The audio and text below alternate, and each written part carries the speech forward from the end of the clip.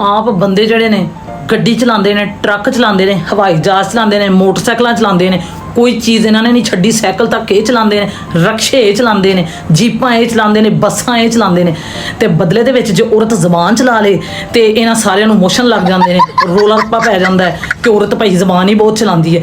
ਹੁਣ ਔਰਤ ਨੂੰ ਚੀਜ਼ ਹੀ ਇੱਕ ਆਉਂਦੀ ਹੈ ਤੇ ਉਹ ਕੀ ਕਰੇ, ਸਿਰ ਦੇ ਵਿੱਚ ਟੱਕਰ ਮਾਰ ਲਵੇ। ਹੁਣ ਇੱਕ ਜ਼ਬਾਨ ਚਲਾ ਸਕਦੀ, ਉਹ ਵੀ ਨਾ ਚਲਾਵੇ। ਤੁਸੀਂ ਤੇ ਇੰਨਾ ਕੁਛ ਚਲਾ ਲੈਂਦੇ ਜੇ, ਫਰਸਟ੍ਰੇਸ਼ਨ ਕੱਢ ਲੈਂਦੇ ਜੇ। ਤੇ ਔਰਤਾਂ ਕੀ ਕਰਨ? ਔਰਤਾਂ ਜ਼ਬਾਨ ਨਾ ਚਲਾਉਣ। ਇੱਕ ਉਹਨਾਂ ਕੋਲ ਹਥਿਆਰ ਹੈ, ਕੀ ਗੱਲ, ਉਹ ਵੀ ਨਾ ਇਸਤੇਮਾਲ ਕਰਨ। ਕਿੱਡੀ ਬੁਰੀ ਗੱਲ ਹੈ। ਔਰਤਾਂ ਨੇ ਤੁਹਾਨੂੰ ਟਰੱਕ ਚਲਾਉਣ ਤੋਂ ਰੋਕਿਆ, ਜਹਾਜ਼ ਚਲਾਉਣ ਤੋਂ ਰੋਕਿਆ, ਗੱਡੀ ਚਲਾਉਣ ਤੋਂ ਰੋਕਿਆ, ਸਾਈਕਲ ਚਲਾਉਣ ਤੋਂ ਰੋਕਿਆ ਨਹੀਂ ਨਾ। ਤੁਹਾਡਾ ਹੱਕ ਹੀ ਨਹੀਂ ਬਣਦਾ ਕਿ ਤੁਸੀਂ ਔਰਤਾਂ ਨੂੰ ਕਹੋ ਕਿ ਤੁਸੀਂ ਜ਼ਬਾਨ ਨਾ ਚਲਾਓ। ਇੱਕ ਚੀਜ਼ ਚਲਾਉਣੀ ਉਹ ਵੀ ਨਹੀਂ ਤੁਹਾਡੇ ਕੋਲ ਬਰਦਾਸ਼ਤ ਹੁੰਦੀ। ਤੇ ਸਾਡਾ ਕਿੱਡਾ ਹੌਸਲਾ ਹੈ, ਸਾਡਾ ਕਿੱਡਾ ਹੌਸਲਾ ਹੈ ਕਿ ਅਸੀਂ ਇੰਨਾ ਕੁਛ ਬਰਦਾਸ਼ਤ ਕਰਦੀਆਂ ਹਾਂ ਕਿ ਬੰਦੇ ਇੰਨਾ ਕੁਛ ਚਲਾਉਣ ਡਏ ਨੇ।